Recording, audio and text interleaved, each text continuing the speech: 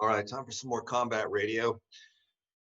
Hopefully you'll appreciate this show that's coming your way. But before we get to that, just a quick bit of bullet points. Number one, there's a charity buzz auction that's launched to help us with our work for social services. It features all kinds of signed guitars, all kinds of Zoom meetings with the producers and directors we work with, all kinds of interesting things, including some Star Wars stuff.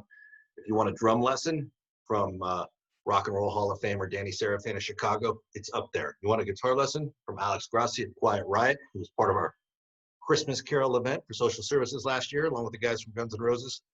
That's there for you, all there. Go to the Combat Radio Twitter, Brigade Radio One Twitter, the Combat Radio Facebook, Brigade Radio One Facebook, anywhere with the link, get involved. Also, something fun here,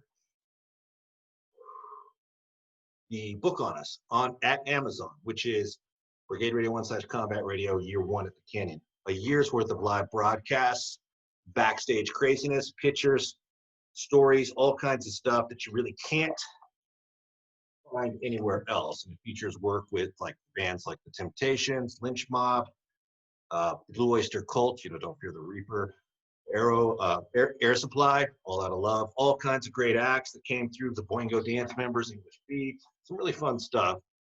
And it's on Amazon, Combat Radio / Brigade Radio One, or Brigade Radio One / Combat Radio Year One at the Canyon. Get it? And also, our Patreon / Brigade Radio One, is being refitted to help with our work for social services. So if you hit there, all our content is landing there first, and some content is only landing there, including like inside looks at studios, new records, new recordings from some of the artists you love from this show, as well as like an art lesson from Disney producer Tad Stones. Some cool stuff for like $3 a month or $5 a month.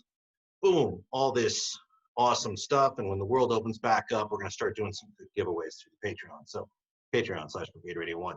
Get on it. All right. Showtime. Thanks for being cool.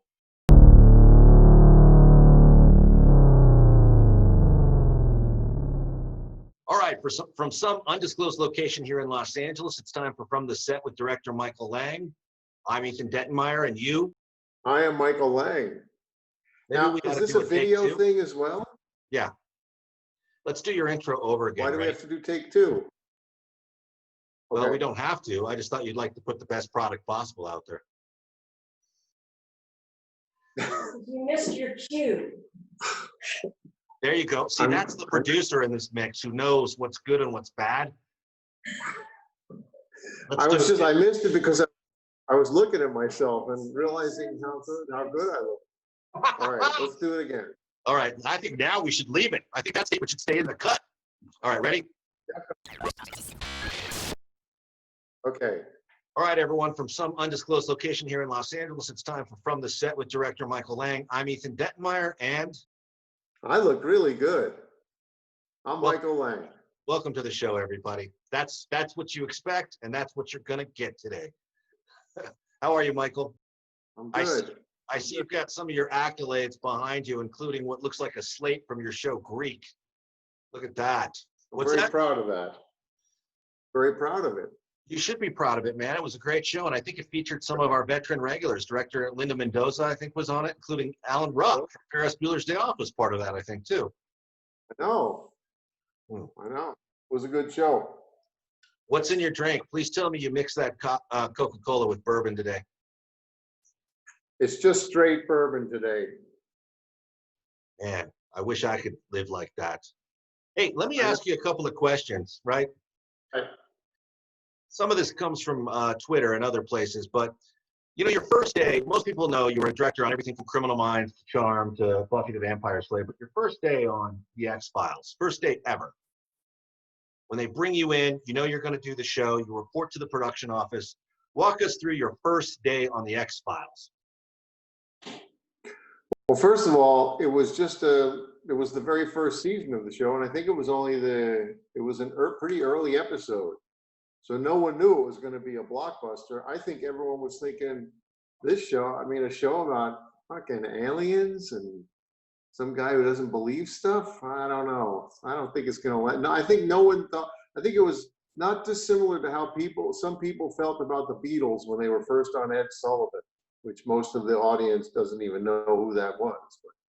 But I think most of us thought, well, seems like fun, but I don't see this thing lasting. And then, of course, it did. It became huge. So my first day, well, my very first, I do remember it pretty vividly. First of all, my friend Robert Goodwin was the producer on that show when it was up in Canada. And but my very first memory was the production manager was a woman, and I swear to God, this is true. Her name is Anita Truelove. And she's a very large woman. I think she's probably over 6 feet tall and a very large person, just a sweet person. And that was not my first time in Canada, but I hadn't been there in quite a while. And she said, oh, usually I like to just so you'll know who we can, she saw that I was sort of a fun, not too serious of a guy. So she said, just so you'll know who you're dealing with up here, I just have a couple of jokes I can tell you that will sort of illustrate who Canadians really are. So I thought, okay, what are they? So she said, all right, the first one is, how do you get 125 big, burly Canadian guys out of the pool? So I said, how?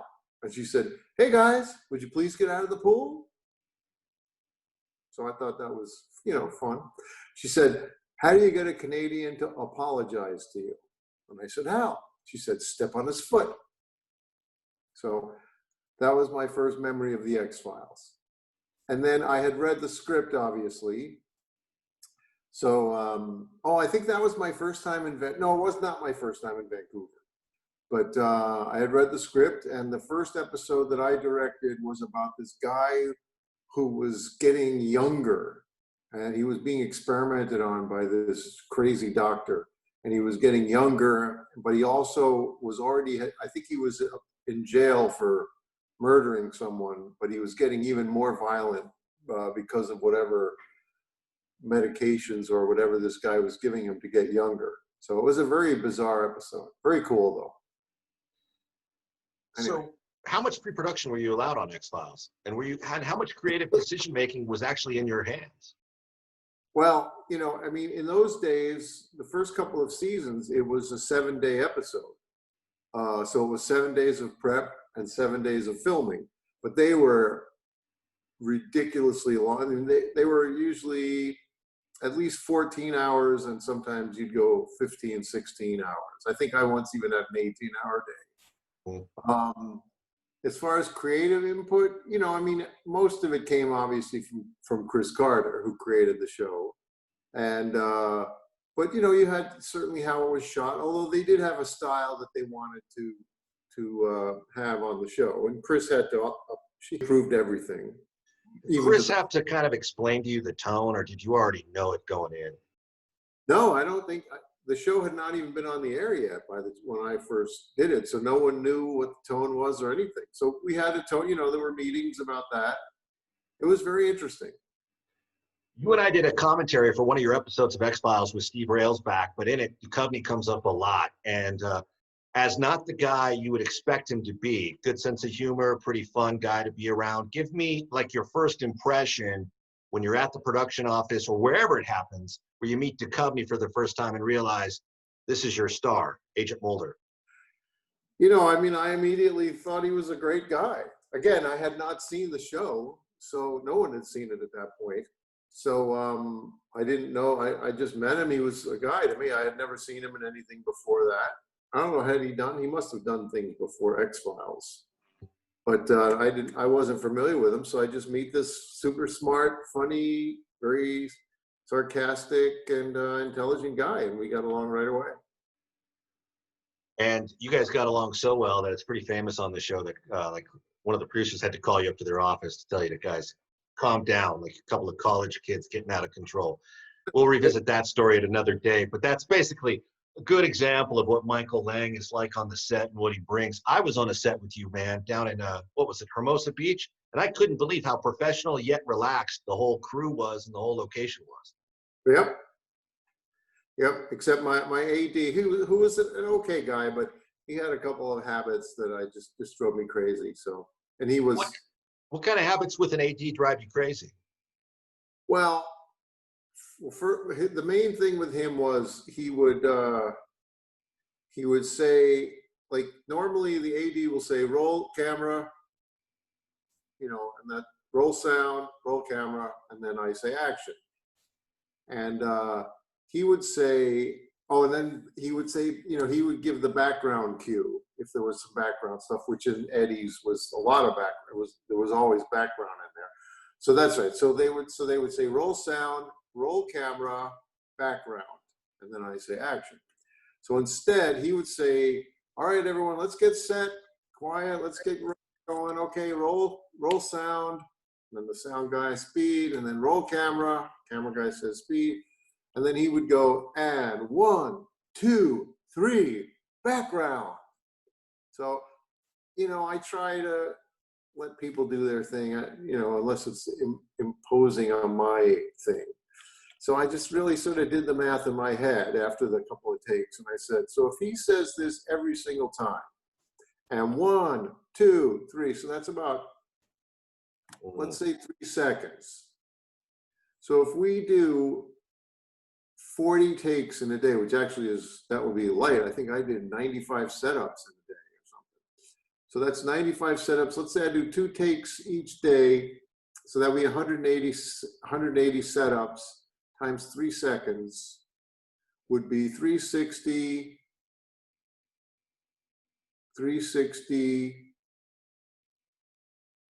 460, 540 seconds of wasted time. Mm-hmm. I'm doing all this math in my head, right? So 540 seconds is about, what is that? Almost 10 minutes, isn't it? Because 300 seconds is 5 minutes. So did you explain this to him and get him to change his tactic? Yeah, I said, can you do me a favor and not say 1, 2, 3? Because you're wasting basically 5 to 10 minutes every day for zero reason. Well, I kind of get everyone ready. I said, how about if everyone just goes when you say background and forget get ready? Because they're getting ready when you say camera, and then you just say background. Well, it's kind of my thing. I said, right, let's not have it be your thing in these next weeks. I don't want to waste 5 to 10 minutes every day because of your thing. Okay? So, to his credit, he mostly stopped saying it. So, with the exception of that, I would say what I experienced on that set was fairly relaxed. So, I think when you stepped in, I mean, we know we've covered on this show some of your more interesting sort of psychological talk the actor off the ledge moments, which is great for everyone to hear because then they can understand what you go through. The one that comes to mind is when you had to talk to Sarah Michelle Gellar through her dog to get her to leave the trailer and get on her mark. But, you know, you've also had to kind of step foot onto a lot of interesting projects that were driven. Most projects, I guess, for television are driven by the cast, right? But you had Fred Dryer and Hunter, Shatner in the TJ Hooker spinoff, Lee Majors for The Fall Guy. All are guys that that don't strike you as someone who'd be willing to take direction. Right. It's but true. They did with you, didn't they? I didn't really work with Lee because I did the second unit on that show. So I didn't have to work with Lee. But I think I would have gotten on with him okay. Well, Lee contacts me all the time and says, hey, man, I worked with Michael Lange. Get me on the show. I'm like, hold up.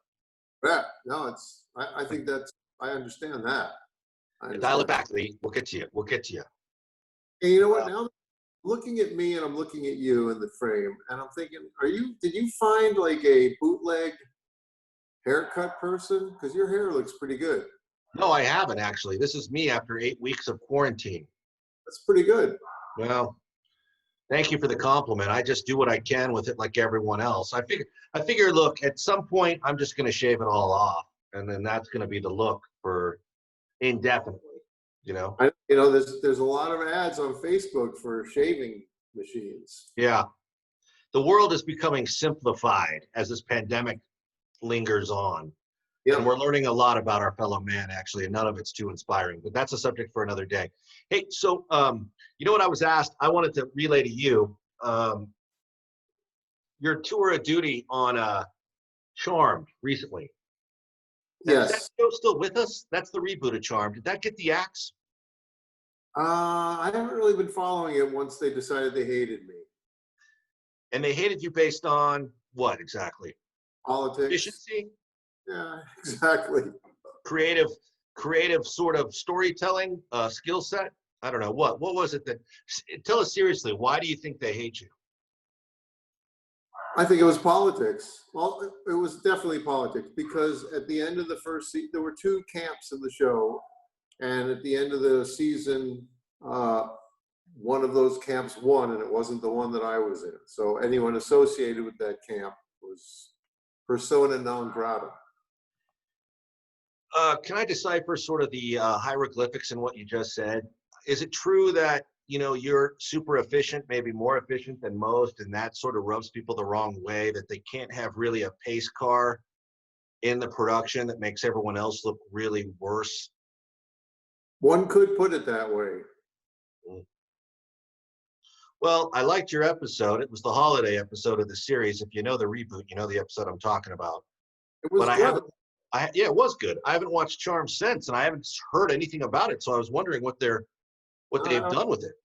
I don't know. I mean, I thought the show left a lot to be desired. And the problem was, I think the network and the creative people had two different ideas of what the show should be, and that never really works out well. Actually, I was thinking about it the other day because I did this shot. There was a sequence where, right toward the end, I can't remember the guy's name now. They're sort of the white whatever the guy was. He was White Devil? No, he was their keeper, whatever. He gets sucked down into Hades at the end of the episode. So I thought, well, how are we going to do it and make it look really cool? So I decided it was obviously a combination of visual effects. And so what happens in the script is this bad guy comes up from Hades. He knocks his, this pole scepter, I guess, on the floor, and there's a big hole that opens up in their floor in their living room, and the guy gets sucked down in there. So I thought, it'd be really cool if we could see him get dragged along the floor and then get sucked right down into the hole. So of course, how do you do that? So I thought, well, obviously green screen. So if we build a platform a certain height, recreate the floor of their house on this platform, and then I have a crane so that I can dolly with this guy, sort of dolly with the guy as he gets dragged into the hole, and I can actually do one shot where you see the guy get dragged back and then go down into the hole. Good. So it was like a 3 or 4 second shot, probably. It looked pretty amazing, I must say. And I realized that shot, I mean, there were guys that had to build this platform, which was at least, I think it was 20 feet high. And it had to be really strong because we had a 4,000-pound crane on top of it. So this is all construction related to your creative decision. Yeah. Okay. That's crazy because I'm actually reading a book by Sidney Lumet. It's called Making Movies. It's really great. I highly recommend it to anyone who wants to make movies. He was a director of he did quite a few good movies. Anyway, and he was talking about how sometimes, there's no small decisions when you're making a movie, and it's a similar thing in the TV show. So I realized that how much effort and talent went into, all I had to do was come up with this crazy shot, an idea, and then all these people have to go to work and build it. It was hours and hours of manpower, or whatever it's called now, power, to get a 3 or 4 second shot. Pretty Were the cool. producers on Charmed cool with it? Oh yeah, they loved it. They loved it. How was that cast to work with? They were great. Yeah, I liked them. Yeah. It's interesting because if you come up with a creative decision that involves some sort of visual effect, a lot of times there's going to be sort of a political debate about that on the set. Oh, there was a lot of debate. Yeah, there was. So were there people arguing against your creative decision? Yeah, I mean, it was, the budget. It was a budget. They liked the idea creatively, but budgetarily, it was a pretty big hit. Hmm. Hey, you know what else is a hit? This is a nice quick segue. I've got here this book available on Amazon. Brigade-Radio-One / Combat Radio live at the Canyon. And you're in a lot of this because you did a lot of broadcasts with us. Nice. There's a nice picture of you on a little kid's train. When the kids wanted an opportunity and they had a ticket to ride the train, they couldn't because you were riding it nonstop, and you didn't let the kids on. Nice. Why would you want kids on the train? What I love is you reminding the kids that you were the director and they weren't. So stay on the sideline. I'm kidding. None of that actually happened. That's going to give us the wrong impression to the people. But you are in a lot of the book. So it's on Amazon? It is on Amazon, and you're probably in it, I would say, even 8 to 10 sections. I mean, with the Fab Four broadcast, the Stephen Van Zandt broadcast we did, your photo of Bruce Springsteen bombing the broadcast is in here. Cool. Yeah, so nice job. I probably should have told you I'm using that, huh? Yeah, possibly. Well, look, if you really want me to stop production on the book and take your photo out, I can. I'm honored it's in there. I think they loved it. I think the band loved that photo, actually. You were one of the few people that got that shot of the boss. Yep. All right. Hey, what book available now on Amazon? It's available now on Amazon, buddy. What's it called? The book is called Brigade-Radio-One / Combat Radio Year 1 at the Canyon. But what's cool about it is not only with your stuff, it's got a lot of the stories and backstage photographs of, everyone from the guys from Oingo Boingo to Air Supply to Buck Cherry to Blue Oyster Cult, Don't Fear the Reaper, to a lot of fun, Heart, really some interesting stuff, buddy. And let me see if I can find a photo of you. Thunder from Down Under, I know how much you guys love that broadcast. Like being on an island full of starving cannibals. Here you are. Look at that. Oh, yeah. Here he is. Look, with the grid, where if you run your phone over it, boom, the interview with you comes up on YouTube. Seriously? Yeah, man, this is high-tech stuff. Yeah, you're well represented. Your work, your broadcast work from live events when such a thing existed did not go down in vain, brother. All right. The day's coming when the world opens back up and we'll be back to doing that. Right. That's fun times. Yes, fun times indeed. All right, so listen, we talked about your work on X-Files. We covered a little bit of your work on Charmed, the fact that you were the director for Fred Dreyer and Hunter Shatner and things we will not disclose. Do you have a favorite star outside of Duchovny where you said, this actor is fantastic to work with? That list would be too long. So no, you don't. All of them. All of them. That's the politically correct statement. How'd you like doing Criminal Minds? I loved it. You did several episodes for them, so they must have liked you. They did. They did like me. Yeah, I did. I think ended up doing 7 episodes. And when you get a script for something like Criminal Minds, what becomes your job with it? Like, do you immediately start breaking down in your mind what the shots are going to be? Are you going to start creating creative sort of ideas to build on it? What do you do when you're reading the script? I mean, I always come from story. So the first thing I do is I read it just for the story. Is it working? Is it fun? Is it, not necessarily fun, but is it working? Does it make sense to me? Is there any holes in it? Right. Does it need to be clarified, or is anything too overdone? And then, then the second time I realize I got my wrong glasses on. What do you do if there's a hole in a Criminal Minds script? Do you ask for it to be stitched up, or you just go with it? No, I ask for a change. I found early on that it's best to come in with a constructive suggestion on how to change it, as opposed to say, this doesn't work. You got to fix it. So I'll come in and say, hey, if this and this and this instead of this, then maybe it would make more sense. And usually they go with it. When you have a scene on a Criminal Minds and you've got the entire cast in the shot, pretty much a team effort there, or is there, sort of a pull of camera's attention between the players, like the Peter Weller move? No, I think they were pretty good. I mean, there very rarely were shots with all of them. I've had a few, and they were pretty good. They were pretty good about it. Give me the funniest thing that ever happened on a Criminal Minds shoot. the most fun thing was there was this guy in an episode who was having sort of hallucinations and like he would have hallucinations of what he wanted to do to people.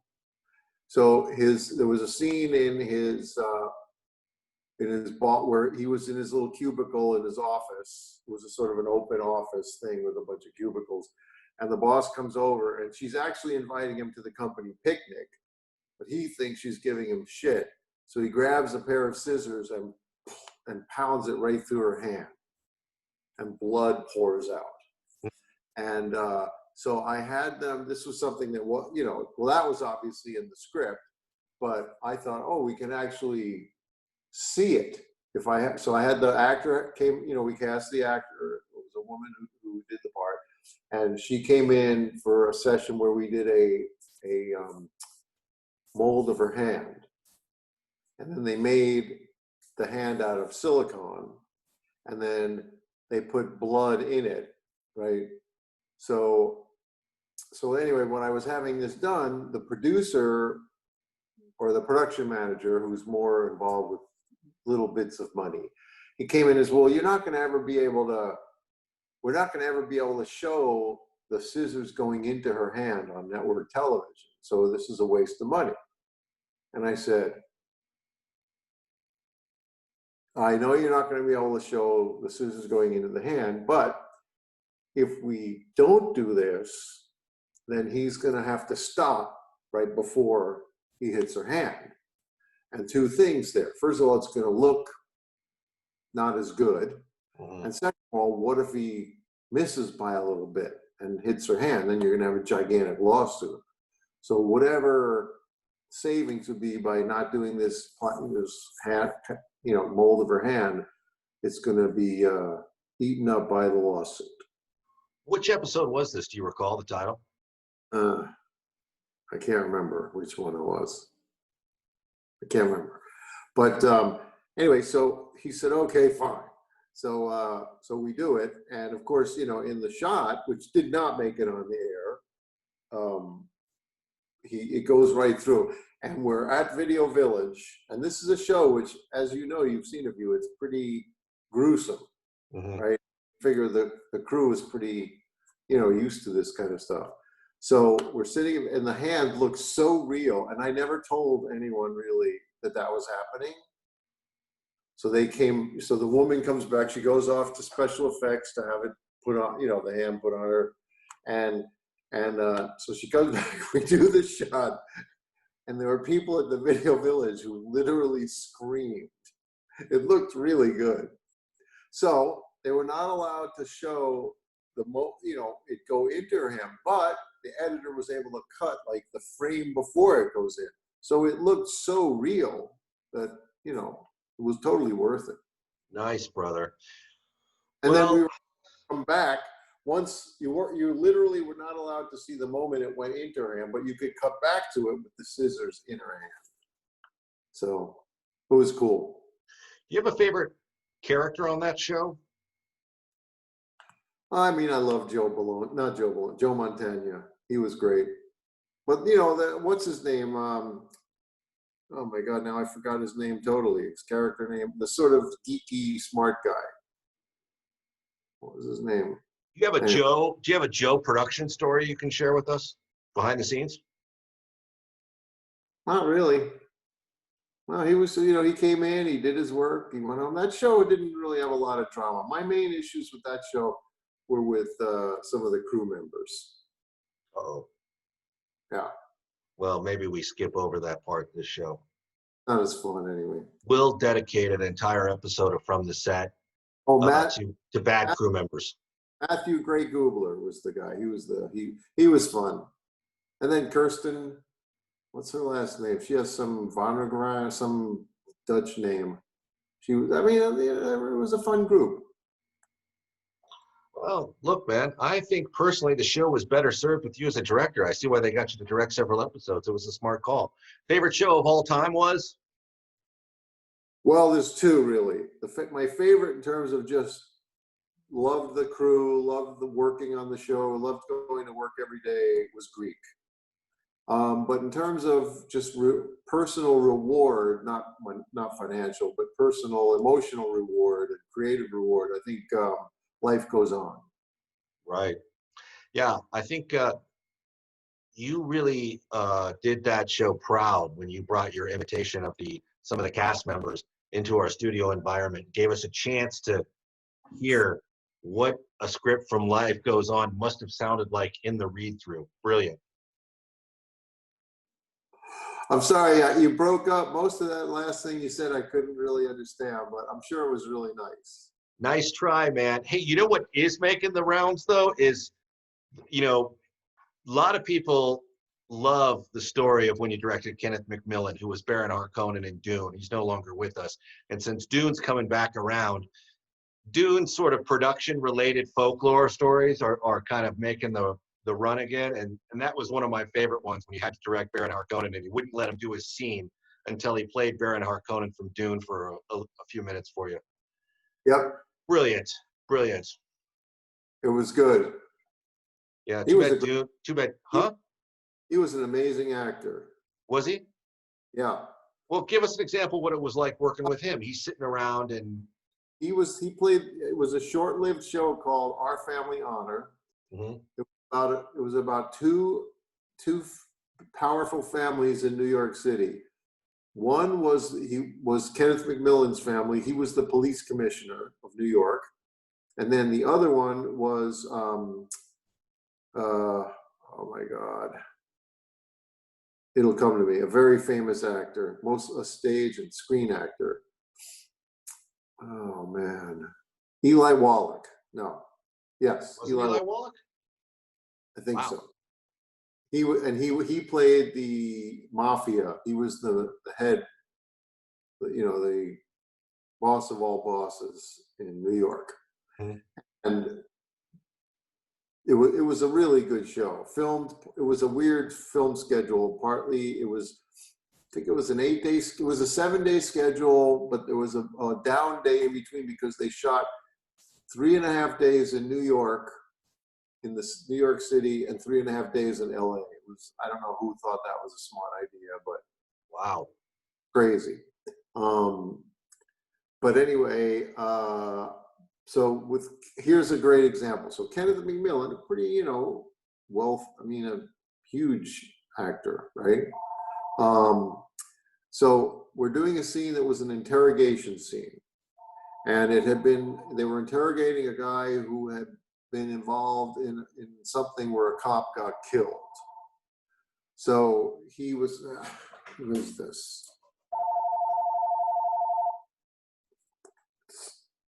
Anyway, I'm not going to take it. Hold on. I'm going to take it, then hang up. No. Anyway, so it was an interrogation of this guy. So the guy was an actor that we cast from New York. So he's up for anything. And so in this interrogation scene, Kenneth McMillan beats the shit out of this guy. It was incredible. It was very intense. And I think I did like a 360 around this interrogation table. It was a really cool scene. I got in trouble because it was too graphic. Really? In trouble with the network? With everyone. It was super intense. It was an amazing scene, but they just thought, well, he would never be able to get away with that, and he was the police commissioner. He shouldn't have done that. And I said, well, he was a super remote. Anyway, whatever. I had my reasons, and I would do it the same way again if I had to do it. But I understand why they were upset. Anyway, but and Kenneth was totally down with it. How many takes of a beatdown did he have to do? Just the one? No, we spent. It was because it was a complicated scene. We spent probably 3 or 4 hours on it. And he could match it every time, huh? Every time. Brilliant. Yep. Oh. There's your agent. That sounded like the distress signal from Alien. Yeah. Yeah. Good. Well, buddy, this has been a fun episode of the show. I know. Thank God. The last 2 we did were Not the last two. The last one was fun, but the one before that. Well, I think this Zoom thing took some getting used to for some of our participants. You know, once you see yourself, you're kind of like, you know, we're so used to the radio mold where anything goes, and Right. so often has gone, that it took some sort of practice almost. So what platform does this get on? Well, we're going to rip the audio file for Brigade-Radio-One.org, and then we're going to put some video highlights of the entire show on YouTube for everyone who wants to see it. So they can get a chance to hear from X-Files to Criminal Minds, back to Charm to Our Family Honor, directing Baron Harkonnen. They get all the highlights. I love it. Yeah, it's been good. We got to do another one this week. How about it? All right, I've got not much going on. Today was my big day. I had my piano lesson. That's why I couldn't do it at 11. Hey, look, I get it. And we don't want to get in the way of the arts, man. We need more arts and culture. All right, brother. Well, listen, let's circle back later this week. We'll do another episode of From the Set. I'm Ethan Detmeyer. I'm Michael Lange. We'll get you next time. All right. Adios. Hang tight.